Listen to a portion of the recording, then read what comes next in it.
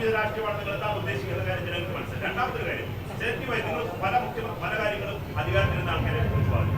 എന്നാൽ വളരെ ദൂരം പോട്ട 2003 അന്ന് എന്തായാലും ആ ചരിത്രം വളരെ വിസ്മരിക്കാൻ സാധ്യതയില്ല. AK ആന്റണി തന്നെ, മുഖ്യമന്ത്രിയായ AK ആന്റണി തന്നെ പറഞ്ഞു, ന്യൂനപക്ഷങ്ങൾ സമ്മർദ്ദം ചുരുത്തി ആനുകൂല്യം നേടാൻ ശ്രമിക്കുന്നു. അത് ഈ അടക്കം വലിയ പ്രതിഷേധം ഉണ്ടായി. ഒരു വർഷം കഴിഞ്ഞ് മുഖ്യമന്ത്രി സ്ഥാനത്ത് AK ആന്റണിക്ക് മാറേണ്ടി വരും. അതൊക്കെ ഈ അങ്ങനെ പെട്ടെന്ന് മറന്നു പോകാൻ പറ്റും. അങ്ങനെ ചരിത്രം പറയുമ്പോൾ സെലക്റ്റീവായി പറയരുത്. എല്ലാം രണ്ടും പറഞ്ഞു പോകണ്ടേ?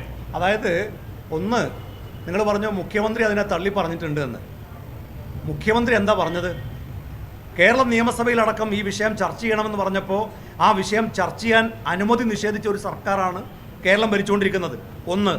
രണ്ടാമത്തെ കാര്യം, യൂത്ത് ലീഗും യൂത്ത് കോൺഗ്രസും ഈ വിഷയത്തിൽ പരാതി കൊടുത്തു. മുഖ്യമന്ത്രിക്ക് അതിനകത്ത് പങ്കില്ല എങ്കിൽ കാരണം ഒരു ജില്ലക്കെതിരെ വർഗീയമായ പരാമർശം മുഖ്യമന്ത്രി നടത്തിയെന്ന് ഇന്ത്യയിലെ തന്നെ പ്രമുഖമായ ഒരു പത്രം അഭിമുഖമായി കൊടുക്കുമ്പോൾ ആ അഭിമുഖം മുഖ്യമന്ത്രി കൊടുത്തതല്ല എങ്കിൽ അതിൻ്റെ ഉത്തരവാദികൾക്കെതിരെ കേസെടുക്കണം എന്നൊരു നിലപാട് യൂത്ത് ലീഗും യൂത്ത് കോൺഗ്രസും സ്വീകരിച്ചപ്പോൾ എന്തുകൊണ്ടാണ് ഒരു FIR ഇടാൻ പോലും തയ്യാറാകാതിരുന്നത്?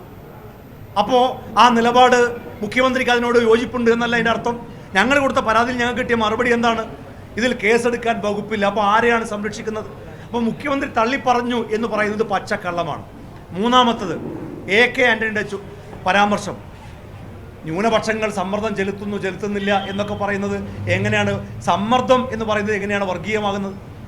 മലപ്പുറം ജില്ലയുടെ ഉള്ളടക്കം വർഗീയമാണ് എന്ന് പറയുന്നത് പോലെ, ന്യൂനപക്ഷ വർഗീയതയാണ് പ്രിയങ്ക ഗാന്ധിയെ ജയിപ്പിച്ചത് എന്ന് പറയുന്നത് പോലെ, മലപ്പുറത്തുള്ളവർ ഭീകരവാദ പ്രവർത്തനത്തിന് സ്വർണം കടത്തുന്നു എന്ന് പറയുന്നത് പോലെയുള്ള ഒരു പരാമർശമാണ് ന്യൂനപക്ഷങ്ങൾ സമ്മർദ്ദം ചെലുത്തരുത് എന്ന് പറഞ്ഞാൽ അതിനെങ്ങനെയാണ് സമീകരിക്കാൻ കഴിയുക?